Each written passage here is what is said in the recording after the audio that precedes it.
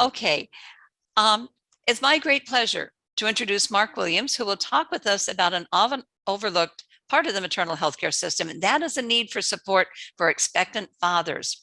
Mark is a keynote speaker, author, and international campaigner. He's founded the International Father's Mental Health Day and the How Are You Dad campaign to help ensure that all parents and families are supported throughout the perinatal period, as well as the Fathers Reaching Out organization.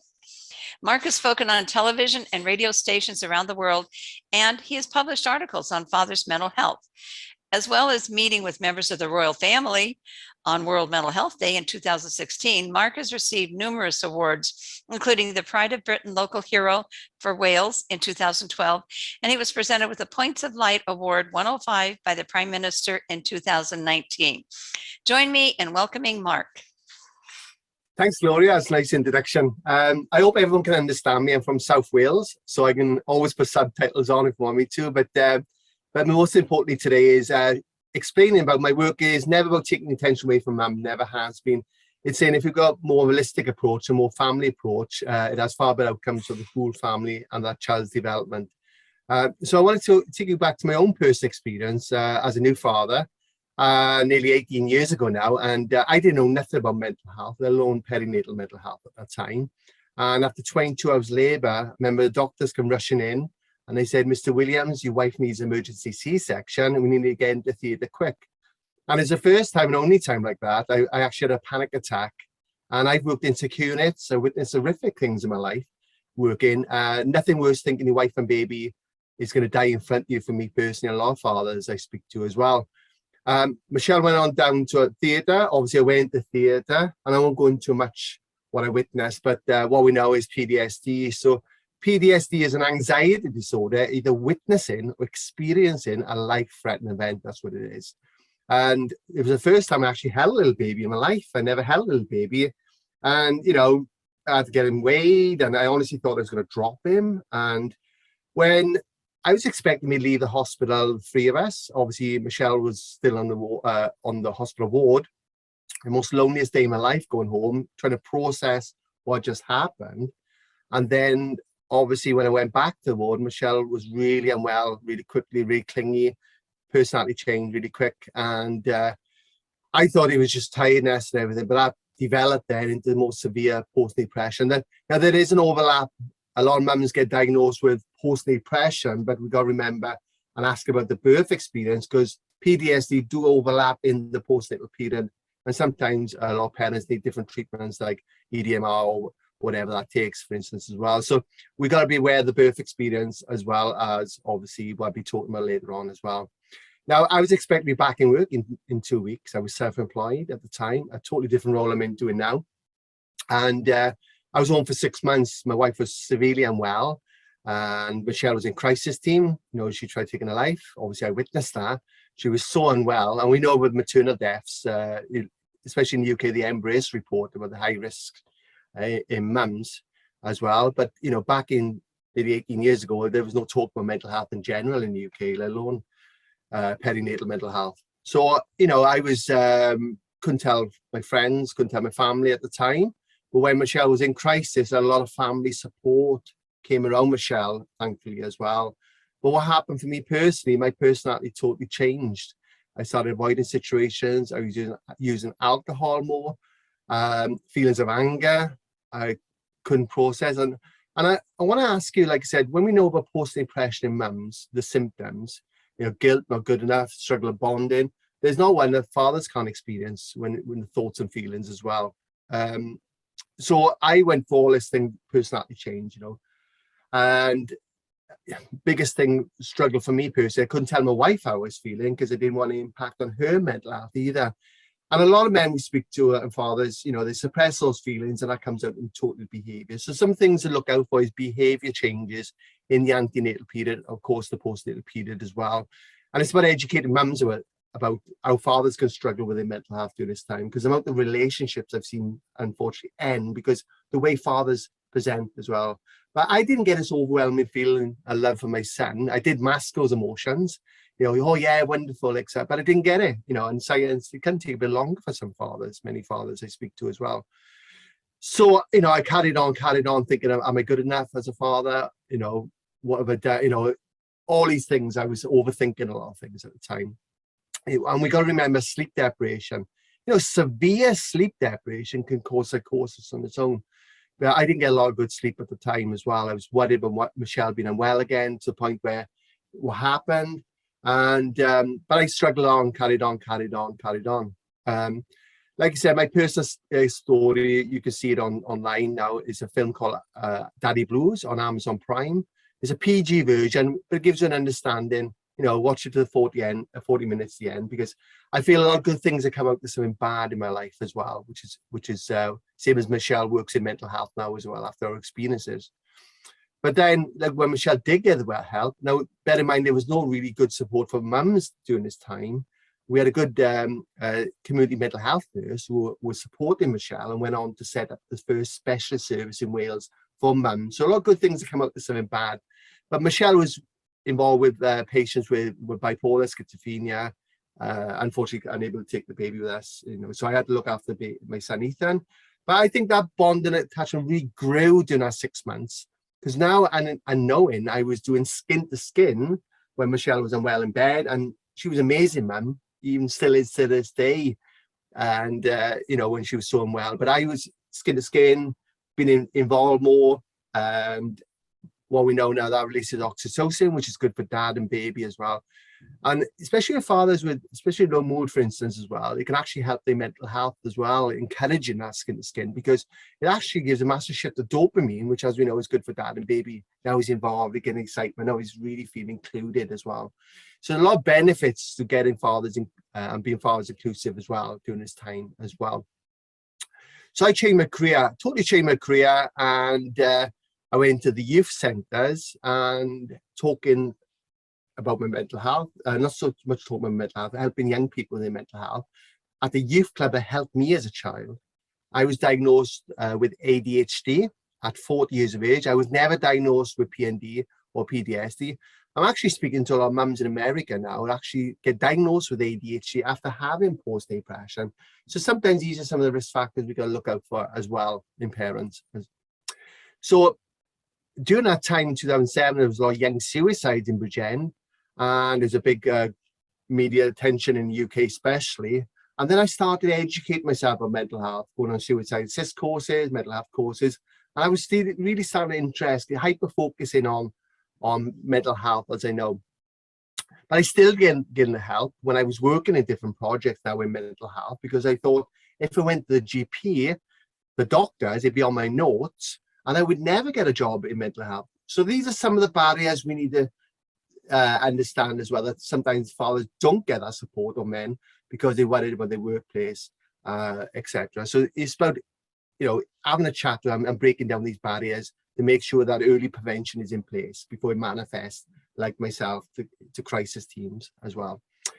So what happened really, I was working in Security, I was working on a forensic ward at the time, and basically I lost my grandfather to dementia I was caring for, and my mother was diagnosed with cancer. She's fine now, but thinking I was going to lose my mother, and I dealt with everything in my life, in that time I had trauma, for instance, basically I had a breakthrough, whatever you want to call it. Now, I was physically fit during this time.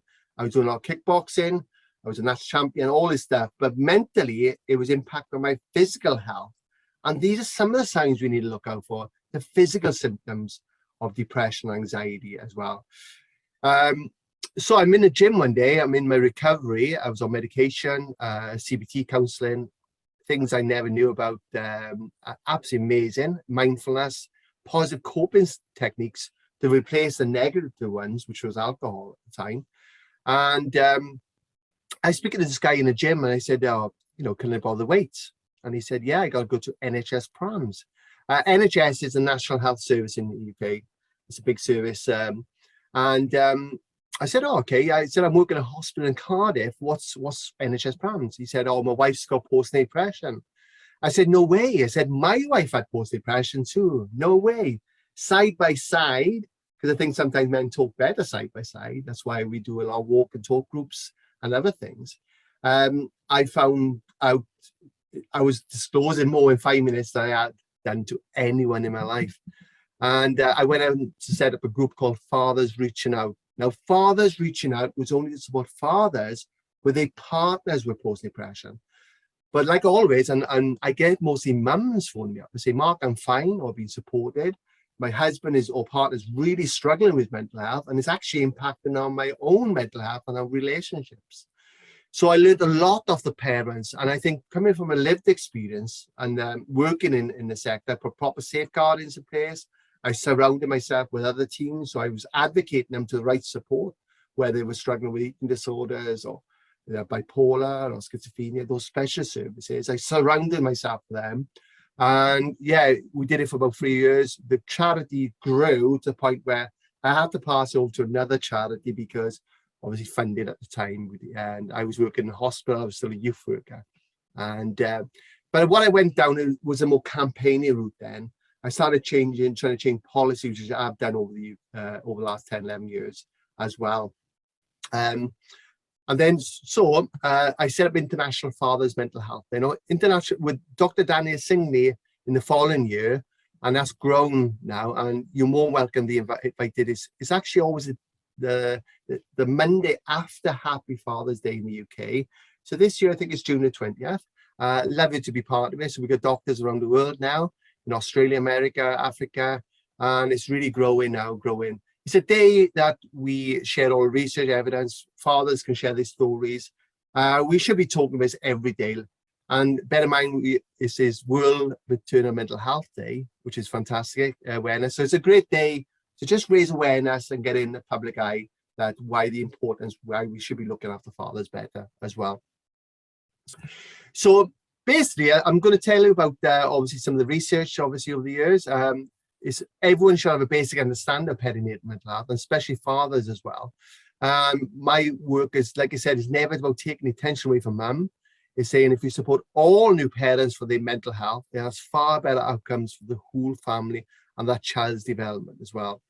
That early prevention, starts in pregnancy and antenatal. Now, I come across fathers, for instance, who've never had that support, and then they get diagnosed with anxiety or depression, very big umbrella diagnosis. Another baby comes along. Now, during the pregnancy, then the antenatal anxiety is far higher now, because sometimes you got to go into a labour ward where they witness that trauma or what their wife experienced as well. So antenatal anxiety and depression there's a lot of research out there, but we're finding since COVID now, there's even higher rates of antenatal anxiety in fathers. And of course, that can lead to postnatal depression in fathers as well. You can imagine when I first started 12 years ago, postnatal depression in fathers, his hormonal and I was to explain there's a hormone change in fathers. Testosterone and estrogen lowers during this time as well. But when you look at the other risk factors, past history, like I said, all the thoughts and feelings mums get with postnatal depression, of course, dads can experience them either. There can be other challenges as well, like for instance, breastfeeding. Sometimes fathers can feel isolated and excluded as well, even unintentionally by parents or grandparents. Fathers sometimes need a bit extra time to change a nappy or do things, and unintentionally they may say, "Oh, give me the baby here, you're too slow." The most important thing is, like you said, doesn't matter if the baby takes 5, 10 minutes, 20 minutes to change a nappy. Just give him time, because the benefits, as I mentioned, with the skin to skin and being involved in a bond attachment is far greater as well. So these are some of the things we share the awareness to parents as well and health professionals as well.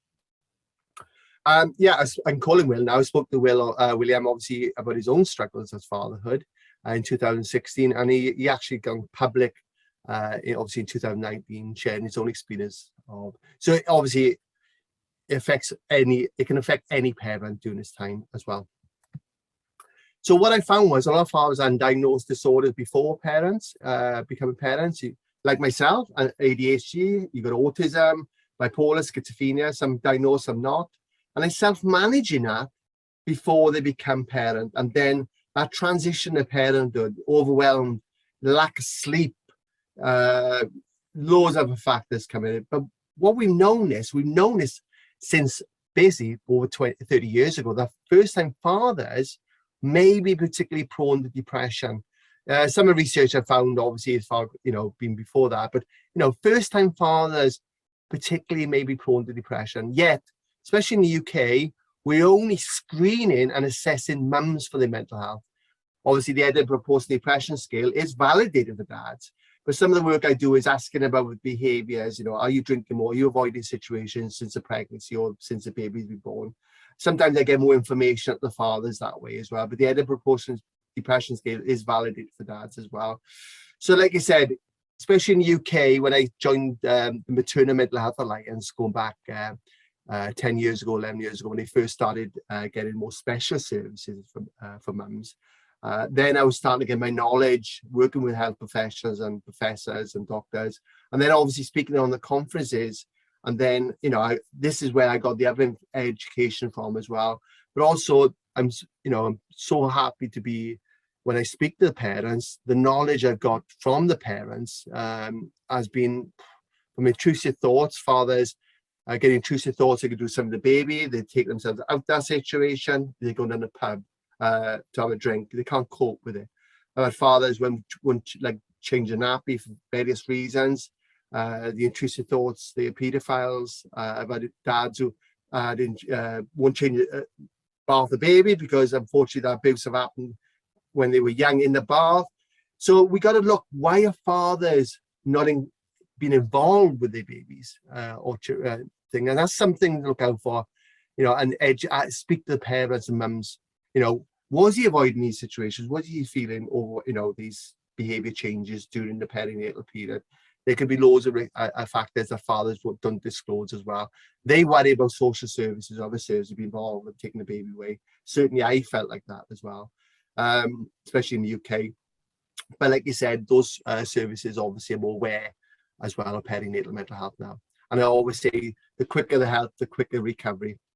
So of course, it may impact on mum's mental health. So if you don't screen and assess dads, up to 50% of mothers, if mum has post-depression, up to 50% of dads can become depressed looking after their partners with post-depression. Now, my argument has always been, if it's only the dad who's struggling, which in many cases I speak to are, then up to 50% of mums could be affected by the mental health. Because what happened when I became unwell, my wife's depression came back because now she's caring for me. And unfortunately, during that time, Michelle ended up in crisis team again and was really unwell. So like I said, it's about getting that support early on in the antenatal period, getting that education out there, support, getting them to speak to counsellors, get that sleep deprivation good sleep, understanding positive coping skills in that time, that 8 to 9 months.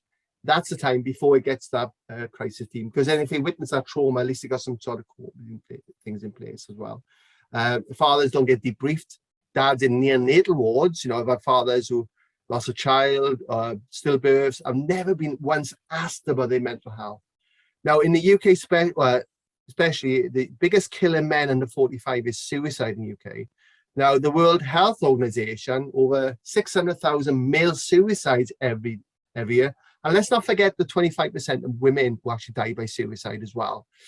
But when you look at the maternal deaths as well in the Embrace report, this is why we need an Embrace report on fathers, because we know that there's no early prevention or screen assessment, and a lot of these men unfortunately go and take their lives after the perinatal period or within that time as well. So of course it may impact on a child. So if a father's depressed, he's less likely to sing, read, dance and play with his child as well. Also, if a father's depressed, he's less likely to follow good practice guides, keeping the baby safe, changing nappies, or making sure the baby's in a situation, a safe situation on the bed, those sorts of things, overwhelmed, forgetful, etc. One big thing that goes with depression, as we know, is confidence as well. So it's something to be aware of as well. So these are some of the disorders that, like you said early on, that sometimes fathers I've spoken to may be struggling before they become parents as well. For instance, generalized anxiety disorder, as we know with generalized anxiety disorder, is multiple thoughts of anxiety as well. So they manage as best they can. Obviously, the baby comes along. We got to remember the fathers check babies at night as well, making sure that they're safe. So the good thing about knowledge about paternal mental health, when you know all this education for mums, just have a sit back and think, can that happen to dads as well? That's something to think of as well. Even psychosis, I'm doing some stuff on psychosis where I've come across fathers who had psychosis in the postnatal period. There was one evidence that a father was sectioned 6 days after the baby was born. And I've come across fathers with bipolar. We know that there's a higher chance of mums having postpartum psychosis if they got bipolar, and often diagnosed afterwards. Of course, dads can experience it. So it's a new area that I'm looking at now. Dads with psychosis due to the fact of the extreme stress of becoming a parent, the lack of sleep, or if they've had bipolar and diagnosed disorders as well. It's a new area which I'm looking at the moment, especially the high risk of mums and dads actually having post-depression. ADHD. If anyone knows about ADHD, it's your mind's constantly racing all the time, forgetful, and you manage that. And that's certainly what I did. I self-managed that. But I think I was definitely some of the risk factors when I become a new parent as well. So some of the research, there's new research come out in Canada recently as well, and they said that 1 in 4 fathers actually suffer from anxiety and depression. Like you said, 1 in 10 fathers suffer from post-depression. That's over many studies. And that came out in 2010. 1 in 10 fathers suffer from post-depression. And it was 1 in 10 for years for mums. And when we started screening, assessing, and educating ourselves for mums with post-depression, we know that's far higher. We know it's far higher because a lot of men are not as open as mums about their feelings and emotions as well. They feel they shouldn't have that space. They're more worried about their partners, and rightly so. I was certainly same. But sometimes that can really impact on relationships and other factors as well. When we look at it as well, like I said, a big factor in my work is fathers witnessing a traumatic birth. They should be assessed and a debrief afterwards to see what that experience was like. I come across fathers who've never been diagnosed with PTSD for witnessing a traumatic birth 29 years later. And in that time, it's put them off fathers having sex with their partners. So you got mums overthinking here, is it me, anything I've done? Body image. Dad's overthinking over here, I don't want another baby. I don't want my wife to go through that trauma. I don't want to witness that trauma. And due to the lack of communication with each other, that can be affected relationship as well. For me personally, I didn't want any more children, unfortunately. I didn't know any support. I wish I did. I got a wonderful son now. He's 18. He's great. And but for me personally, before obviously what happened, I did want more children, obviously, but I certainly didn't want it. And whether if I had a support in place or understood about it, maybe, who knows, and maybe I maybe would have children. But I'm very grateful for having one son. As mentioned, testosterone loads during this time as well, and estrogen. But the big factors are lack of sleep, money worries, financial costs. There could be outside influences as well. So if a father is actually, stressed in work or got anxiety or depression from workplace, now another baby comes along. Now he's got to do all overtime to provide for the family. He feels, locked. He feels he can't leave that job. So it could be outside influences as well that come in during this time. It'd be, feeling guilt, not good enough as that, transition ahead of him, isolation. I've never felt so lonely in the first year of fatherhood. And I'm pretty fortunate, I got a lot of good close friends and family, but I felt so lonely. I didn't know any of our fathers were having these thoughts and feelings. And some of the things I've spoke to fathers with is, once they know that there's other fathers out there, they feel, oh, I'm not the only one. And they feel okay about that then. And then obviously I'll get that support if you need it. But sometimes they just want acknowledgement. It's okay to have those feelings. You may not get overwhelmed with feeling that, but gradually it can obviously build over time as well. Just keep out there, being in tune with the baby, those sorts of things as well. But one of the factors is, like a lot of fathers I speak to, drinking, drugs, avoiding situations, feeling of anger, and even to point having suicidal thoughts and making plans, unfortunately, to take their lives as well.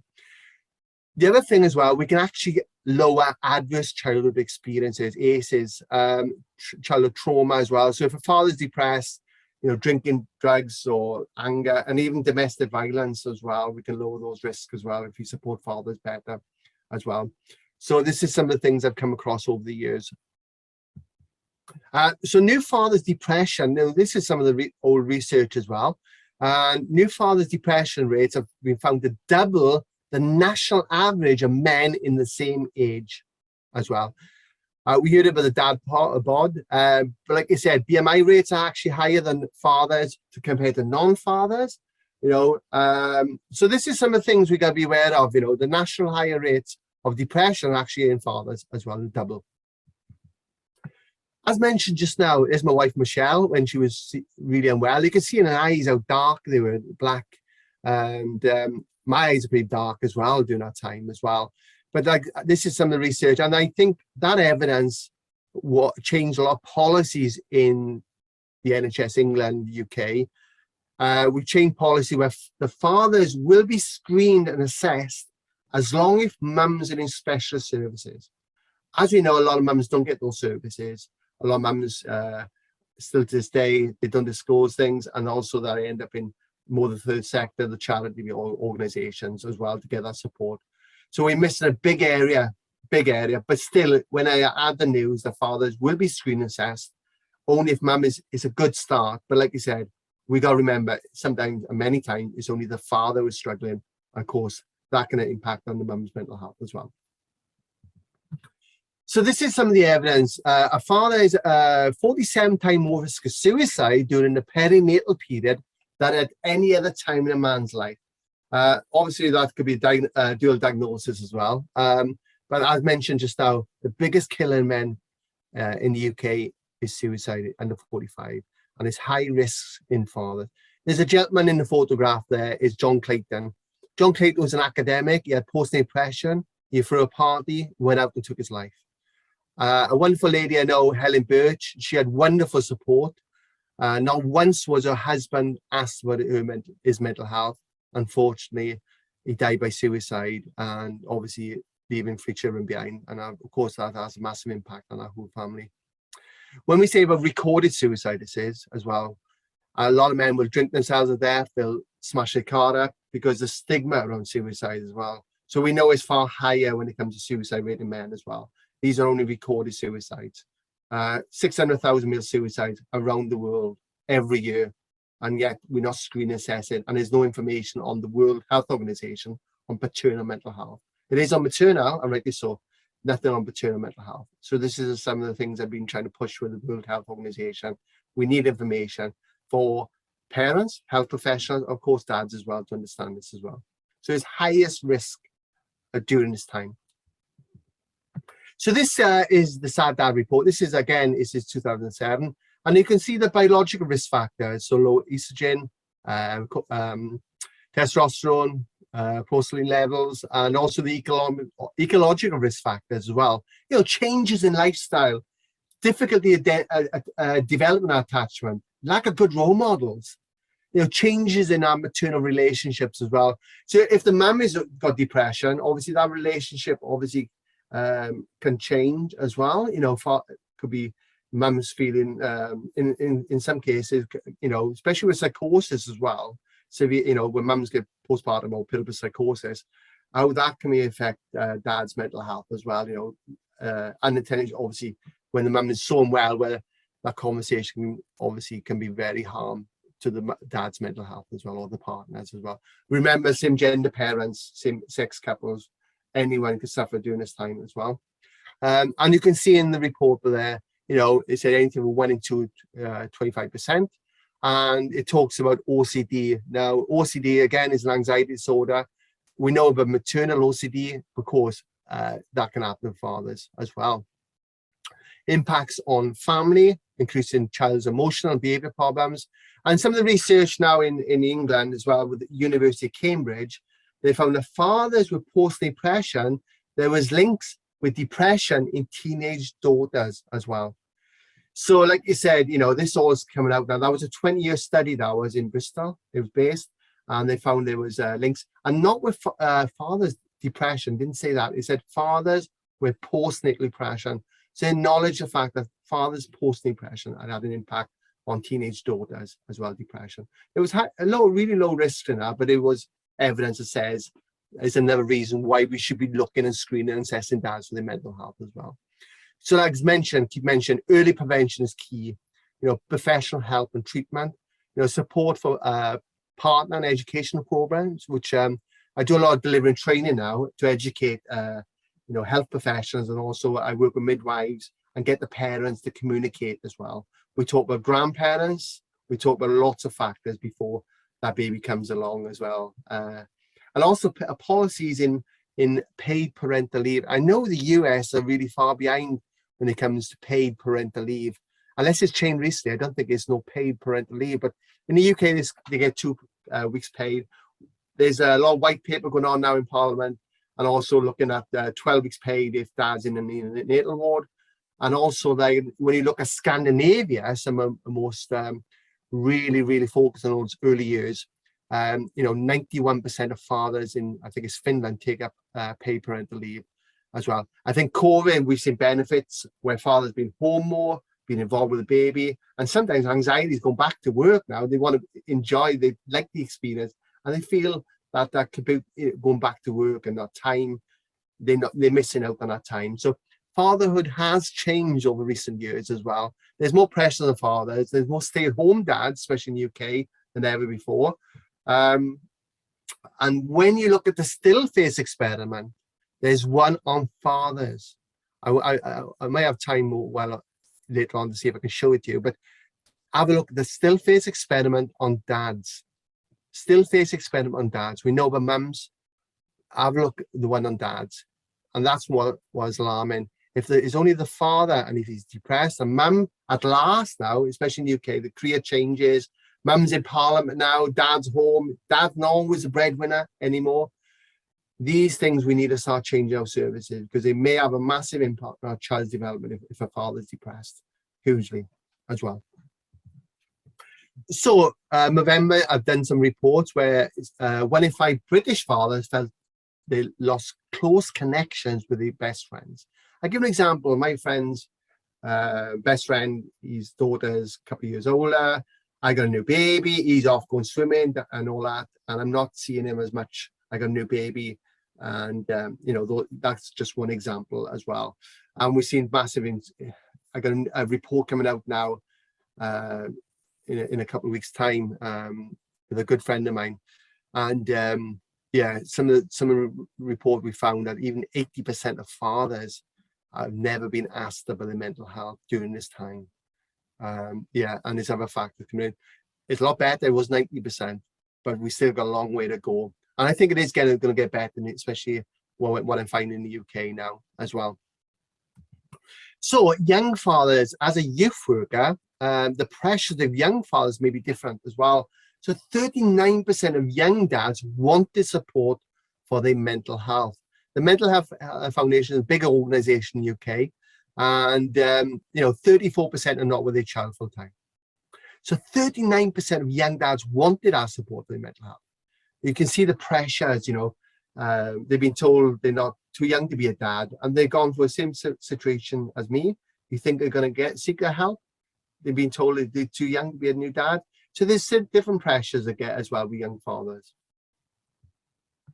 38% of new dads were concerned about their own mental health, and 73% were concerned about their partner's mental health.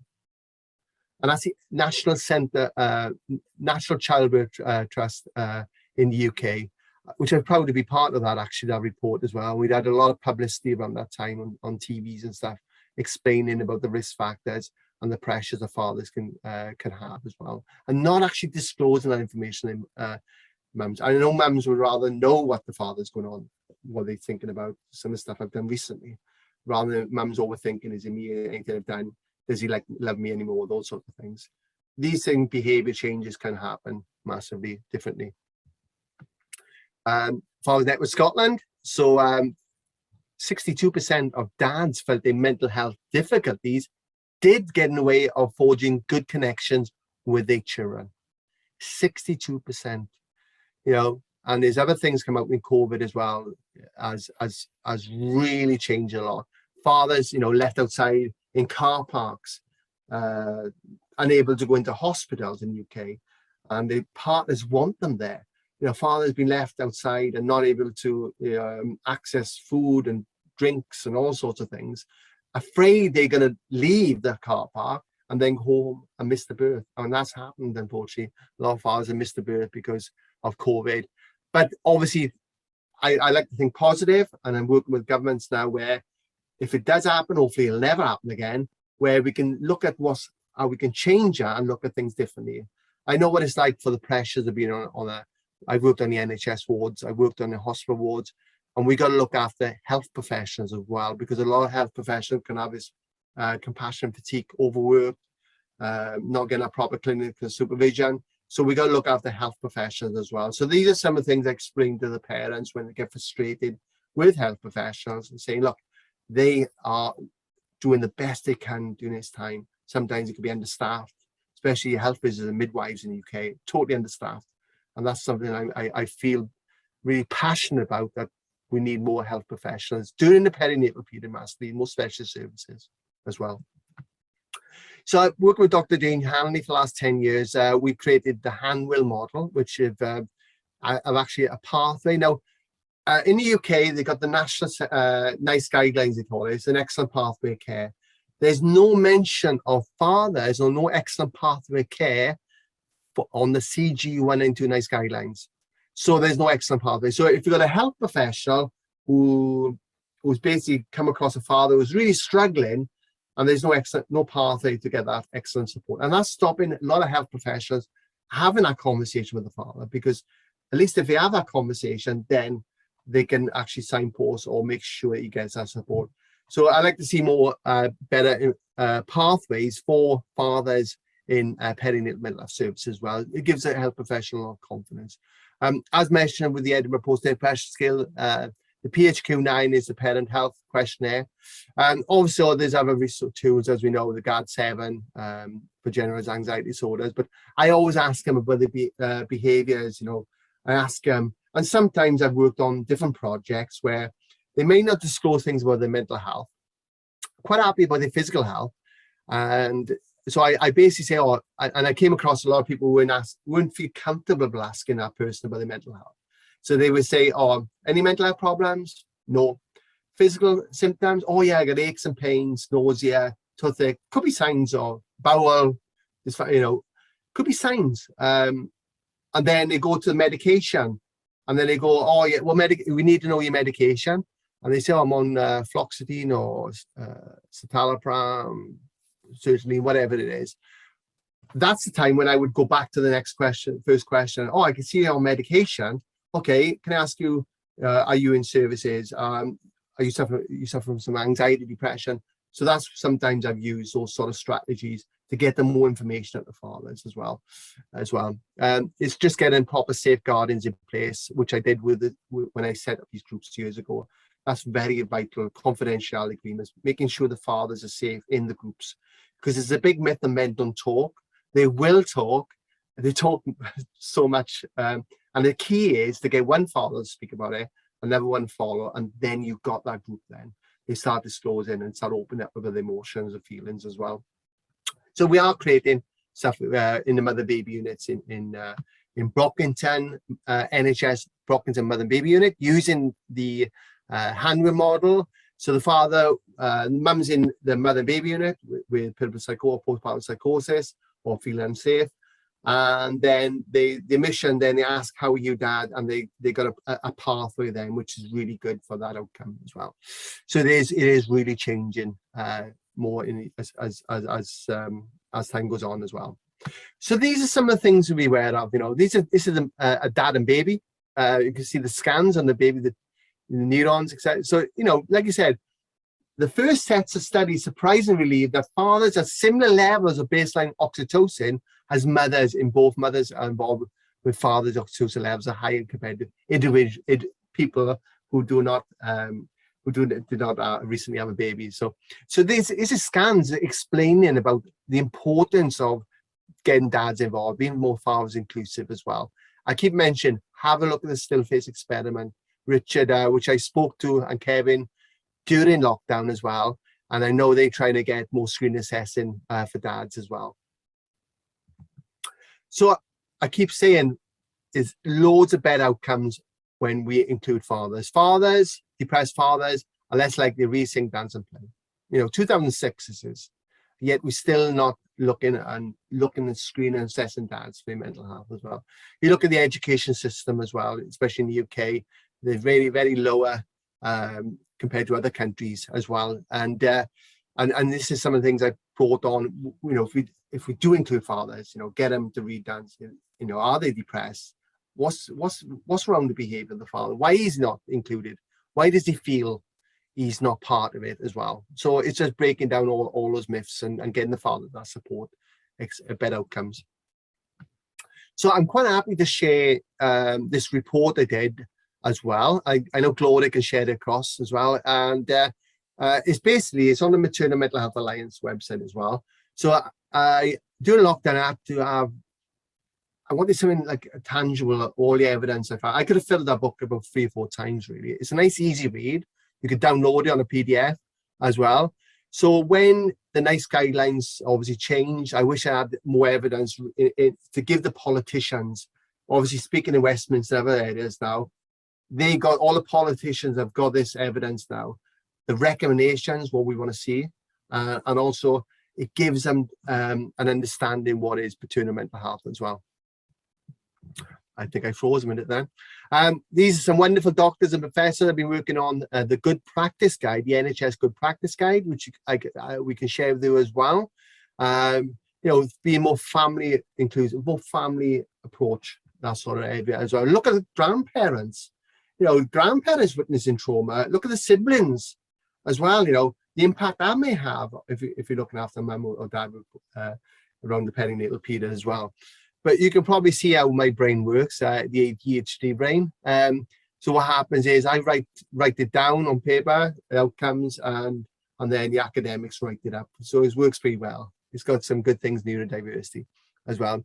I used to come across mums in this as an advocacy where they had post-depression 20 odd years ago, never screened and assessed. And when they came to me, they were in crisis teams and all sorts of things.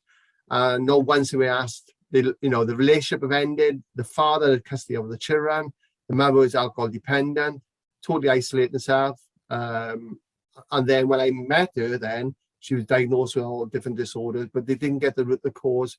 When I did ask her, she'd gone through a severe birth trauma, thinking she would lost a child. I won't go too much into that story, but and this has always been the case for fathers as well. So that early prevention is an economic cost to it as well.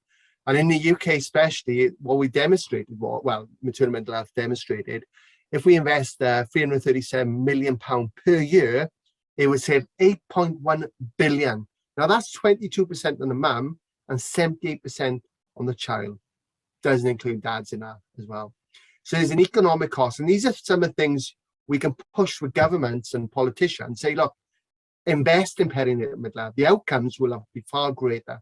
A lot of these fathers, mothers don't end up in special services, mental health services years later, child development, all those sort of things, outcomes are far greater. And I think perinatal is such an exciting time because I think we talk about mental health, it should start at pregnancy as well. The other thing is if a father is suffering from antenatal anxiety as well, basically that may have an impact on mum and obviously cortisol levels, baby and all sorts of things. So if a dad's depressed, and I've come across mums where the personality is changing the father, he hadn't disclosed it to his current partner. Now she's stressed during pregnancy, can't cope. When I speak to the father, he'd lost a child from a previous relationship, never told his current partner, and now because he's worried that, and now he's really concerned about the 6 or 7 month mark. That's when it happened, unfortunately, with his previous partner. And now he's thinking, oh, am I going to lose my relationship with my wife, my current partner? So there's other factors we've got to take into account during the antenatal period. If dad's depressed or anxious, that may have an impact on mums during pregnancy as well. So there's some things, obviously I could talk about this all day. I got to watch the time. I wanted to ask me questions. I think I work better when people ask me questions as well. And so I've done some stuff for the perinatal path campaign, where European campaign, where they use my logo and we get posters on in men's toilets now, getting this education out there. but I'm all about shared learning, and that's why I'm here tonight. And you know, there's a TEDx talk I've done on the importance of fathers' mental health. That may start the conversation. Educate the mum that fathers can struggle too. You can use all my information, all the stuff I got, any videos, please just share them. That's when I start, is just getting this education out there, not just in the UK, but globally. And that's why I set up International Fathers Mental Health Day. It's not just a UK concern, it's a global concern. And this is something to be aware of as well. So I think I'll leave it there a minute there. And that was really a whistle-top tour, really. Does anyone want to ask me any questions as well?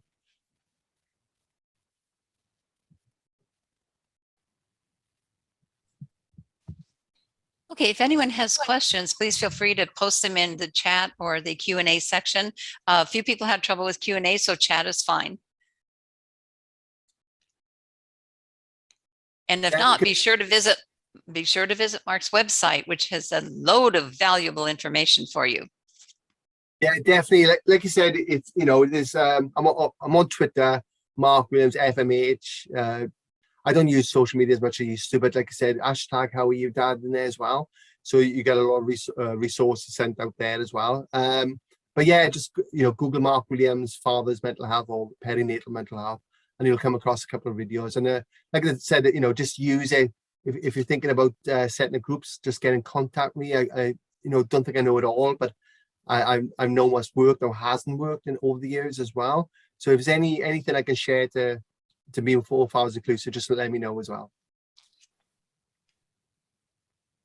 Okay, I'm not seeing any questions, so let me thank you all for attending, and thank you so much, Mark, for sharing such valuable information with all of us.